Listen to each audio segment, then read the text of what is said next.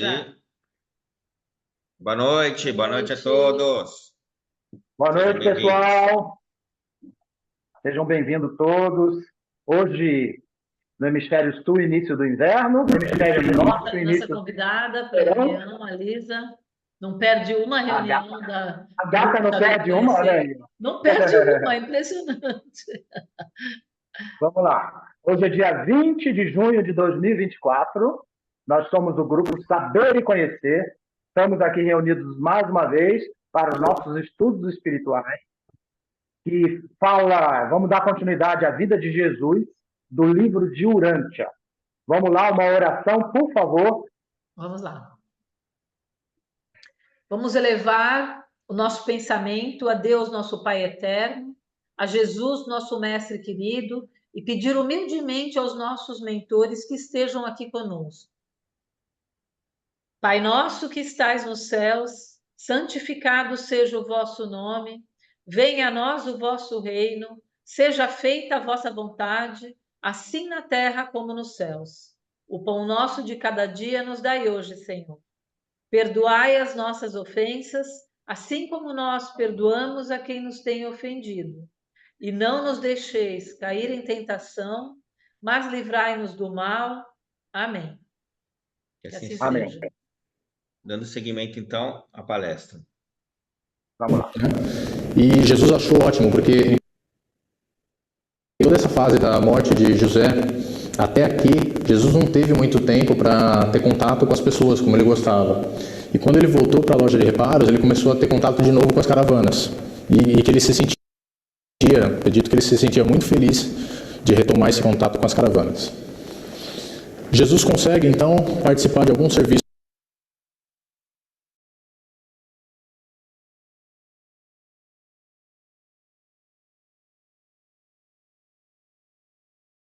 na sinagoga. Jesus ia, eu acho que aos sábados, dar palestras e rodas de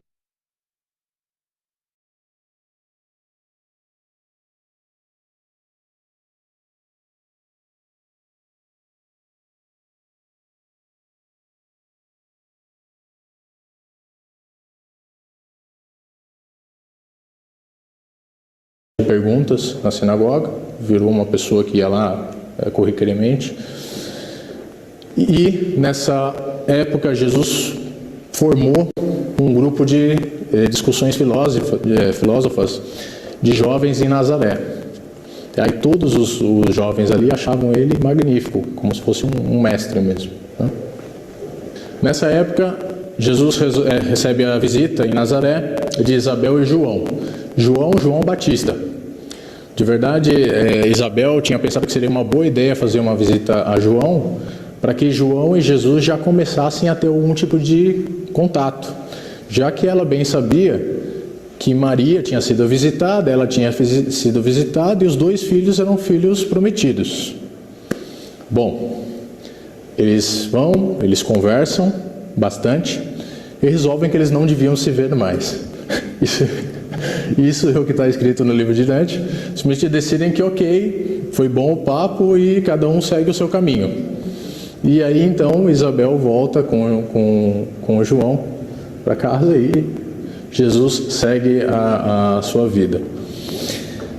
Falam que nessa época aconteceu a segunda tragédia da família. A primeira foi a morte de José, que deu altas cargas para eles, né? E a segunda foi a morte de Amós, era bebê ainda, né? E Amós pegou ele não fala direito o que é, mas ficou vários dias em febre e acabou falecendo. E foi uma tristeza muito grande, tanto para João quanto para Maria, principalmente Maria, chocada, né? E isso acabou complicando um pouco a situação financeira deles, porque agora eles tinham mais um funeral para fazer, né? Então aqui, a tristeza de Maria. Por 4 anos, o padrão de vida deles declinou de fato.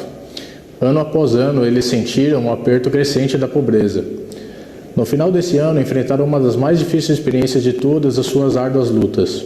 Tiago não tinha ainda começado a ganhar bem, e as despesas de um funeral, somada a todo o restante, vinham a desconsterná-los ainda mais. Jesus, todavia, diria apenas à sua mãe ansiosa e triste: Mãe Maria, a tristeza não vai nos ajudar. Estamos todos dando o melhor de nós. E o sorriso da mãe bem que poderia nos inspirar a fazer ainda melhor. Dia a dia somos fortalecidos para as tarefas pela nossa esperança de dias melhores que virão. E aqui é um exemplo magnífico que é dado em outras partes do livro, perto dessas passagens, dizendo que o que foi chave para que a família toda conseguisse sair das necessidades, era sempre uma esperança viva que Jesus tinha. Apesar de qualquer dificuldade, da mais esmagadora dificuldade que fosse, ele batalhava, agia o melhor que ele podia e sempre mantinha uma esperança de que as coisas iam melhorar. E essa esperança de Jesus acabou sendo usada como um incentivo aos seus irmãos a fazer igual, a também sempre ter esperança e buscar o melhor, e independente da dificuldade que estejam, né? E isso é uma lição para a gente também, né? Muitas vezes a gente entra em alguma situação, perde as esperanças, fica triste, etc. E a gente tem que lembrar daqui, né? Eu acho que a gente nunca vai entender, a gente lê num livro, a gente nunca vai entender a dificuldade real que Jesus viveu. Mas conforme o livro fala, e que foi tão grande, se Jesus teve a esperança lá, por que a gente não? Bom, 19º ano, Jesus, com o consentimento de Maria, decide que as crianças devem ser educadas no modo positivo. O modo normal judeu de educar as crianças era sempre a proibição do mal. Então, tudo que era entendido como mal era proibido. Então, sempre o discurso era esse, né? Não faça isso, não faça aquilo, não faça... E assim ia.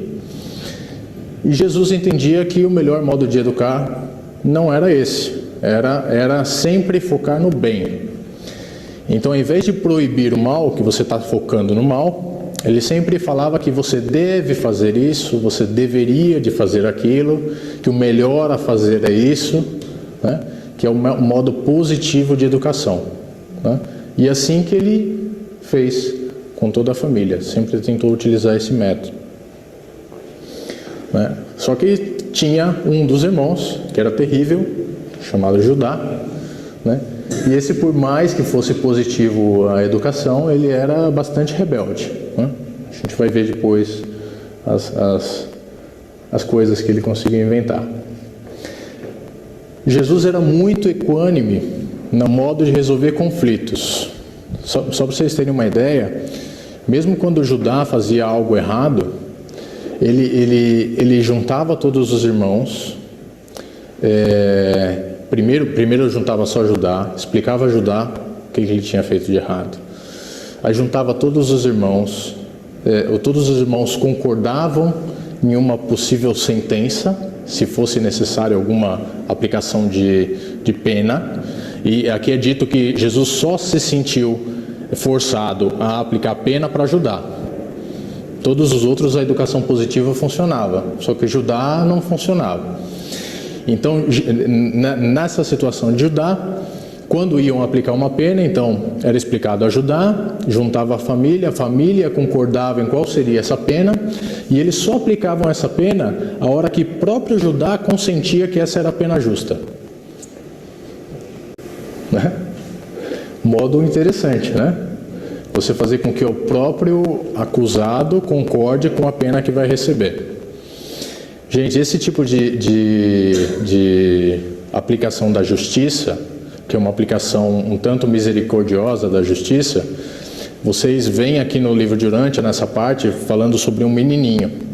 Mas se a gente vê sobre a parte da rebelião de Lúcifer, você vê que esse é o mesmo método utilizado para resolução de conflitos em modo macro, tá? Lúcifer, por exemplo, só vai ser aniquilado, que é possivelmente a pena final dele, o dia que ele aceitar que é justo que ele seja aniquilado. Ele mesmo aceitar. Enquanto isso, sempre pode haver misericórdia. A misericórdia sempre está disponível, tá? E vocês veem que legal essa essa ideia macro ser aplicada a uma criança, né? Como ajudar. Bom, nessa época Jesus teve que vender a sua harpa, e aqui foi uma tristeza muito grande, porque falam que uma das coisas que seguravam as pontas de Jesus quando ele estava bem magoado tudo, era se dedicar um pouco a tocar música que ele adorava, né? Quando ele estava cansado, tanto de trabalho quanto exaurido pelas dificuldades. E Jesus se vende forçado a vender a harpa dele, porque ele achava que também o coletor de impostos, já que eles estavam tendo problema, poderia alguma hora confiscar a harpa.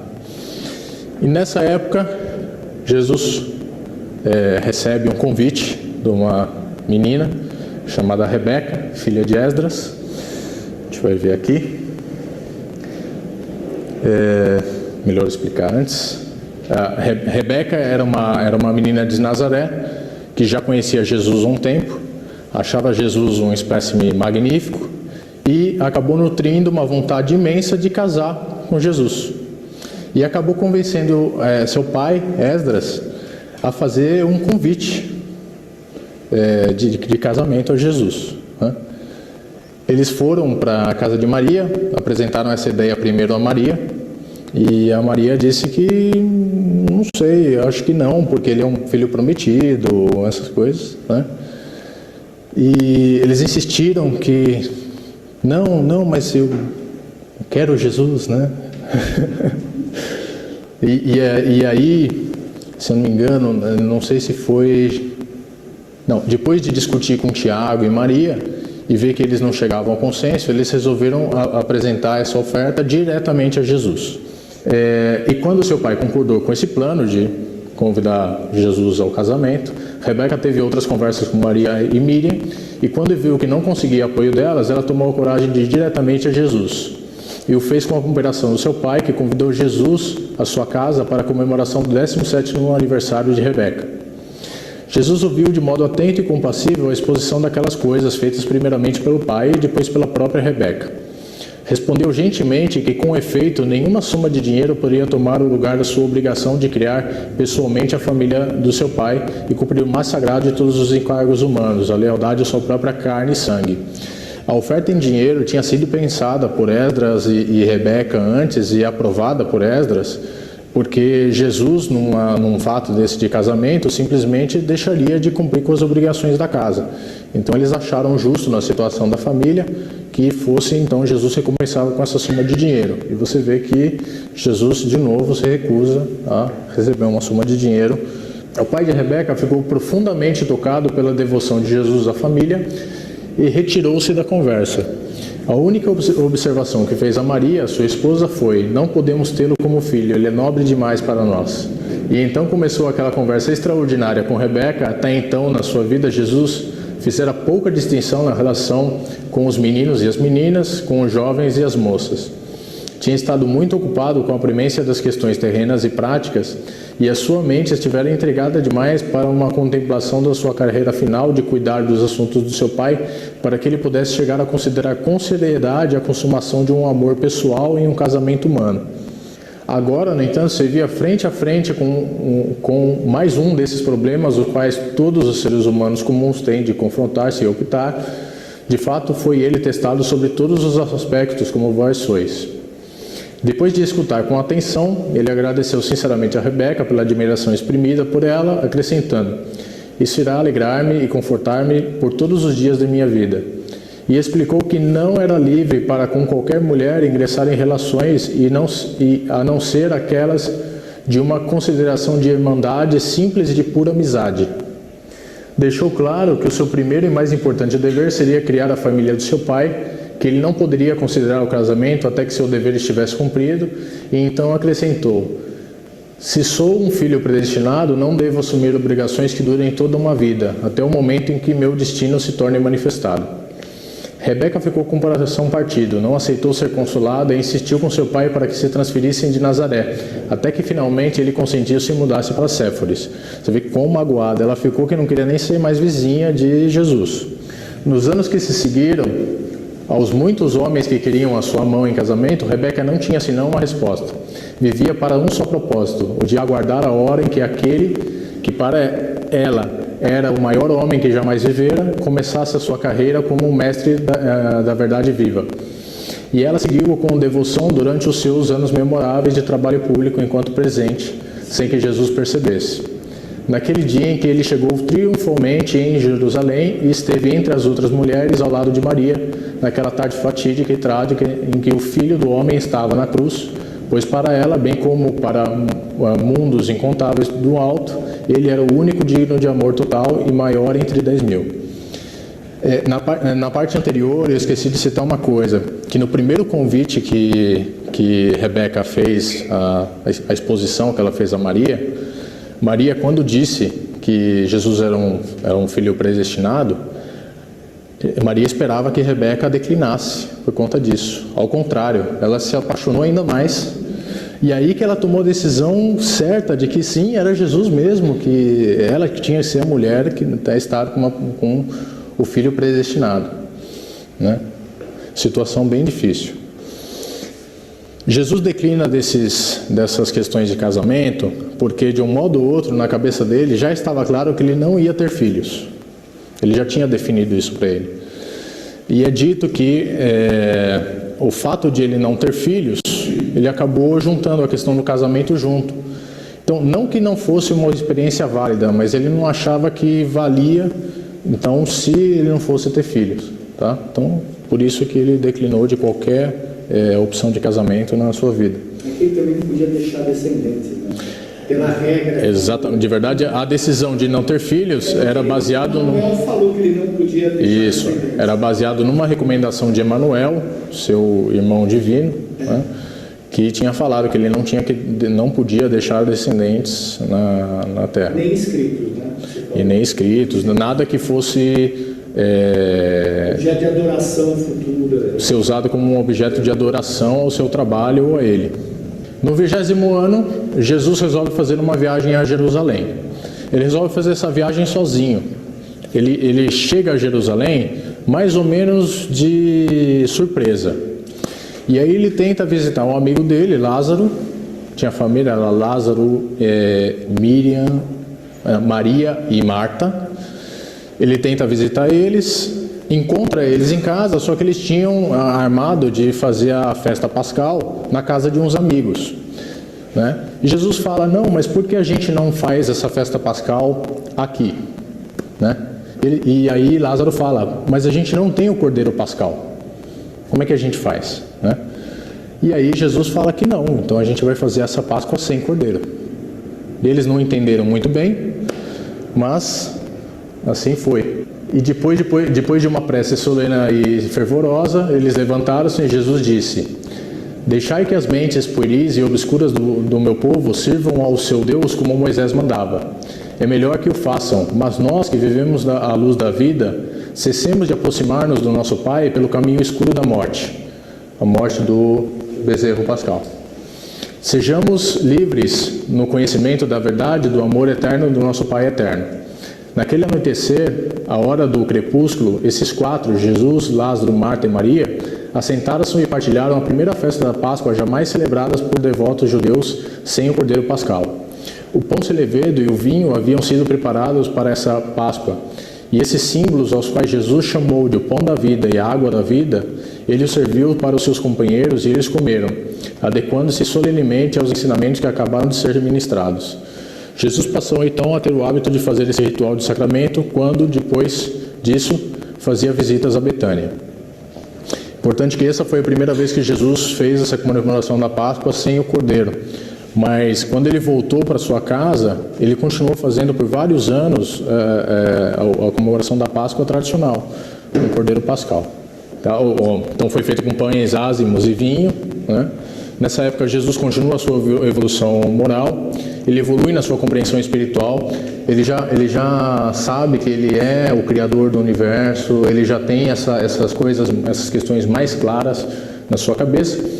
E nessa época, José começa a trabalhar, e isso dá um fôlego tremendo para eles, porque agora na casa eram 3 pessoas trabalhando, Jesus, Tiago e José, né?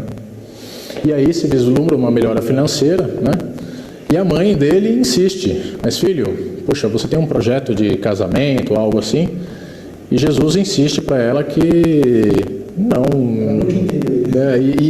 Assim, independente do que Jesus falasse, Maria parecia que não entendia. E isso não era só nessas questões, era nas questões da ideia de um Messias e em outras questões. Então, é dito que Jesus começa a ficar cada vez mais quieto com a sua mãe e cada vez dizer menos coisas, porque ele já percebeu que a sua mãe era inflexível, que não adiantava ele ficar falando muito, né?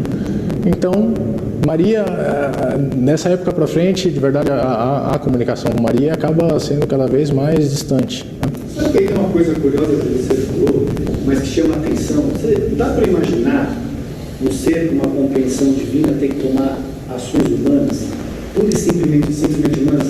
Como é que você faz esse chaveamento de toda a compreensão do cosmos para de repente tomar uma atitude absolutamente humana sem nem levar em consideração esse lado? É uma coisa... De verdade, deve ser uma coisa curiosa. Eles dizem bem que não é que Jesus tenha despertado como alguém que acordou um dia e eu sou o Criador, eu sou o iluminado, etc, etc. Jesus foi tendo essa ideia de modo progressivo. E nunca Jesus atenuou sua parte humana em totalidade. De verdade, eles falam que uma das coisas que eram partes do projeto de Jesus era equalizar a sua vontade humana com a sua vontade divina. E de verdade, Jesus era uma soma bem afinada entre o humano e o divino. Não é que ele, alguma hora, atenuou o humano e viveu só o divino. De verdade, ele era essa soma. Ele só realmente foi virar divino total quando ele foi. E mesmo assim, ele saiu com uma carga de experiência humana. Então, e essa é a ideia, né, de você ter as auto-outorgas, a aquisição da experiência. Bom, no 21º ano, Jesus vivia uma vida bem normal, e aí até Maria achava estranho, que não existia nada de mágico, né? Imagina a frustração de Maria, de ter um filho predestinado, onde apareceu um anjo uma vez na vida, lá 21 anos atrás, dizendo que era o filho predestinado, etc., e que ela esperava que esse filho mostrasse alguma ação, né? Um milagre, né?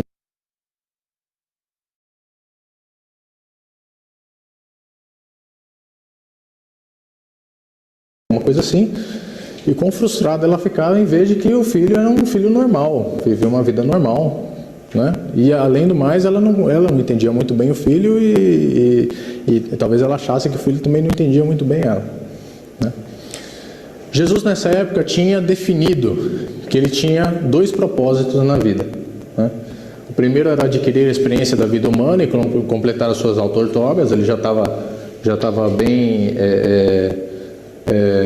já tinha se acordado bastante disso, bem consciente, e revelar o Pai Universal a todos os seus filhos em um amplo universo.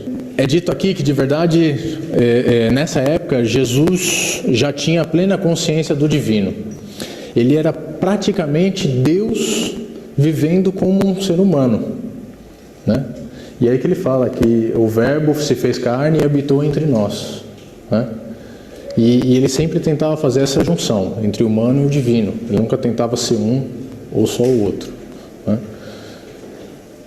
É dado ênfase de que ele foi testado em todas as coisas, tá? O livro não detalha todas as coisas, porque talvez fosse um outro livro de Dante inteiro, né? Mas a gente pode, através dessas afirmações, ter a certeza de que qualquer tipo de angústia, desafio, problema que a gente tenha, possivelmente Jesus viveu em algum momento. Jesus já reconhecia a sua natureza divina e aqui ele resolve fazer a mesma viagem que ele faz com Tiago, com José, né? José, na viagem, faz bastante perguntas a Jesus, tentando que... É a primeira vez que José tem essa chance de ficar tanto tempo a sós com Jesus, né? E ele tenta tirar coisas com respeito à missão de Jesus. E Jesus fala para José a mesma coisa: não chegou a minha hora. Então também é uma frustração para José, né? E eles passam a ceia de Páscoa com a família de Lázaro em Betânia. No 22º ano, todos os irmãos já são adolescentes. E aqui é dito que os desafios se tornam um pouco diferentes, né? Que você tem crianças que ainda estão naquela construção moral, e Jesus com todas aquelas tendo que ser um pai de todas elas, né? Então Jesus tinha um desafio tremendo de gerenciar conflitos entre os irmãos, tá? Só para vocês terem uma ideia, um dos conflitos é que João e Tiago já haviam decidido que queriam expulsar Judá de casa. Expulsar Judá de casa, né? E Jesus não consentiu, e ele tinha que gerenciar esse conflito. Ao fim ele conseguiu que os dois tivessem um pouco de paciência, né? E que aceitassem Judá ali. Não era justo expulsar um irmão, né? Nessa época, Simão torna-se assentador de pedras. Na realidade, Jacó, se lembra de Jacó? Aquele defensor de Jesus, quando Jesus era criança, né? Jacó era um assentador de pedras, né? É que eles falam assentador de pedras, a gente hoje chamaria de pedreiro, né? Mas Simão resolve trabalhar com Jacó e acaba aprendendo essa construção, essa profissão de construção. E Jesus acha ótimo isso, porque Jesus começa a dar como sugestão aos irmãos que cada um deles se profissionalize em alguma coisa diferente, para a hora que tiver um mal, não estejam todos maus, né? E que, fazendo isso, cada um uma coisa diferente, que essas coisas tivessem a ver com construção, algum dia eles podiam pegar uma empreitada juntos. Então você vê que já a visão de empresário, né? É uma visão analítica de empresário. Então ele incentivou que Simão fosse um assentador de pedras, porque isso era legal, era um complemento ao trabalho que já Tiago e João tinham. Nessa época, Jesus decide começar a transição da posse da família, dos cuidados da família, para Tiago. Nesse plano, ele resolve fazer mais ou menos 2 anos de treinamento.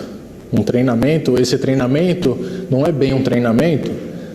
Jesus passa as responsabilidades para Tiago e fica observando, tá? E aí, algumas vezes ele dá sugestões do que fazer, etc. Mas essa já pensando em Tiago tomar a posse da família mesmo, cuidado da família.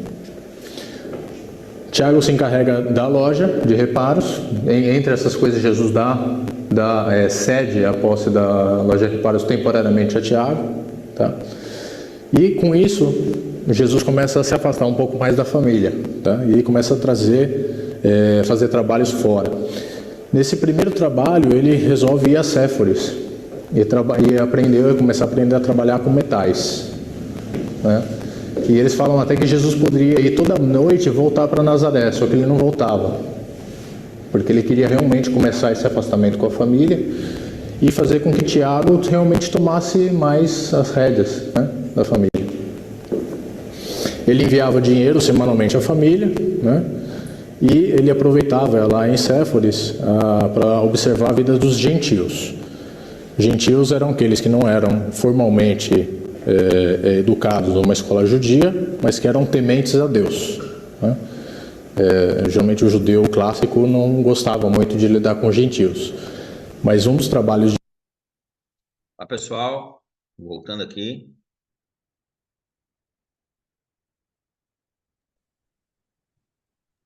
Ney, Ana. Oi. Opa, vamos voltando aqui.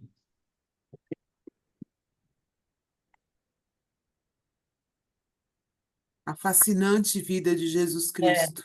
A fascinante vida de Jesus Cristo. Deixo com vocês. Muito bom, né? Nossa, eu ficaria horas e horas e o tempo, eu não sinto o tempo passar. A gente está Eu fiquei pensando assim, quando ele falou, Jesus dava palestras aos sábados. Você fez ideia, uma palestra de Jesus? Faço. Tá sem voz, tio Ney. Ele levantou a mão, Paulo Ney. Bora. Não. Tá sem voz. Agora. Voltou. Agora voltou. Ele falou, né, que Jesus, eu anotei algumas coisas, retomou, né, os serviços na sinagoga, foi a parte que a gente começou a assistir hoje. Ele formou um grupo de jovens de estudos em Nazaré. Aí as mães, né, de Jesus e João resolvem promover o encontro, afinal eles eram os prometidos e elas queriam milagres, Sim. ou Primos, algo, e primos. né?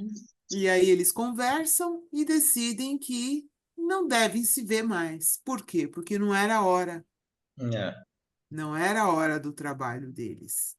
E eles seriam muito mais úteis separados. Isso aconteceu com Exatamente. o Franco e com o Chico Xavier também. O Chico falou, Divaldo, não, a gente tem, são luzes que tem que ficar separadas, né? Se eles Exato. estão juntos, incrível, Se né? apagam. É, Tem um ditado, mas é uma coisa, né, muito tradicional, que diz que o positivo com positivo não dá luz.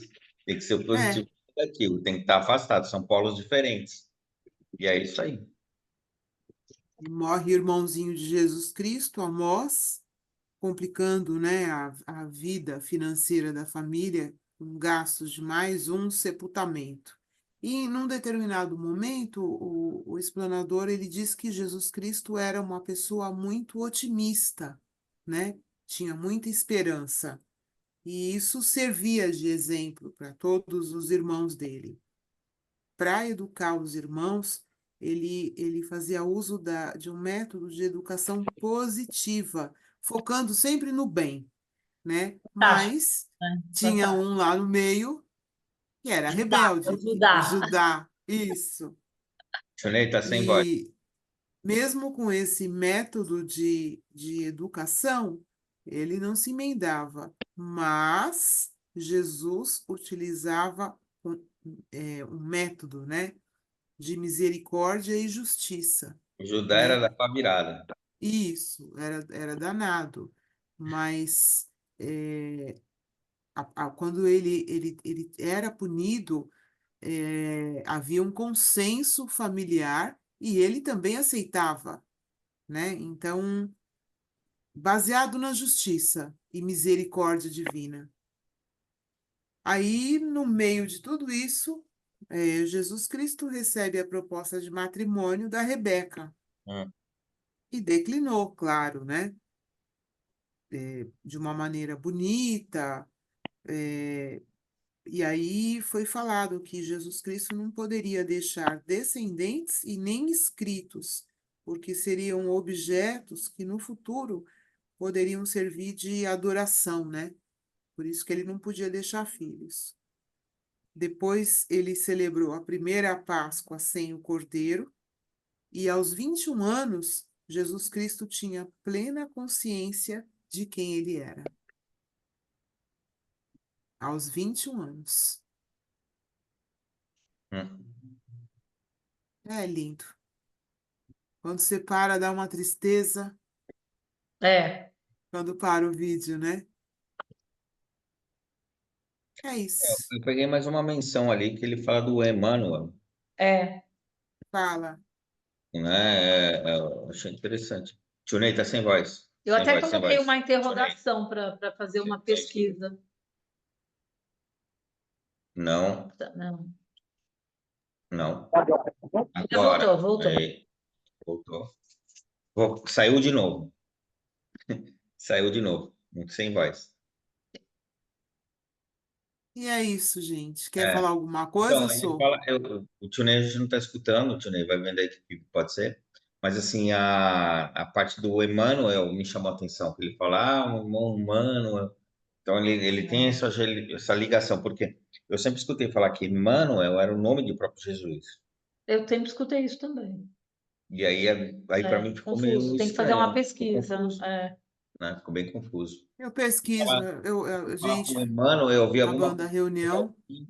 falando que ele reencarnou e ele tem 22, pelo menos no vídeo Aí que eu eu vi vi, isso tinha também. 22 anos e morava em São Paulo.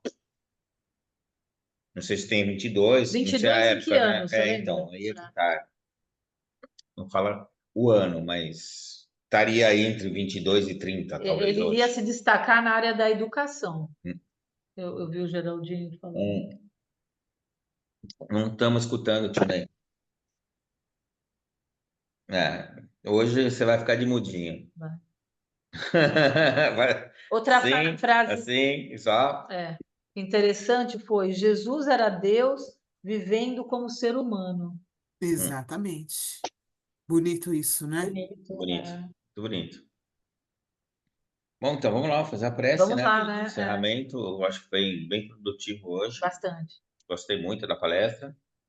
Vamos seguir em frente. Pena que acabou. Pena que acabou. Continuemos com os nossos pensamentos firmes e levados a Deus e a Jesus Cristo, nosso Mestre divino e maravilhoso, e agradeçamos do fundo de nossos corações a presença nesta noite dos nossos irmãos espirituais. Pai nosso que estás em toda parte, santificado seja o teu santo e sagrado nome. Venha a nós ao teu reino de bondade e sabedoria. Seja feita a tua vontade, assim na terra como nos círculos espirituais. O pão nosso do corpo e da mente, dai-nos hoje, Senhor. Perdoa as nossas dívidas, assim como perdoamos aos nossos devedores. E não nos deixeis cair nas tentações de nossas próprias inferioridades, mas livra-nos, Senhor, de todo o mal, porque teu é o reino, é o poder, a glória, a justiça e a majestade para todos sempre.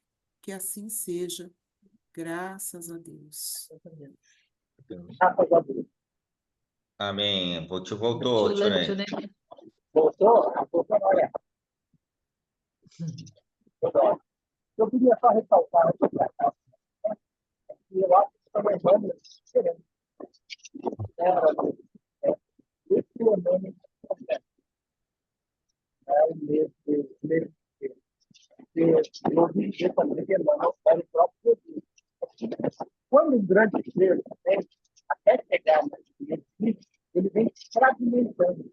Então, ele deixa para trás dele, acima dele também, que é ele próprio. Entendi. Então, esse ser mais superior do que o ser humano que era, pode se conectar com ele, ou conversar com ele.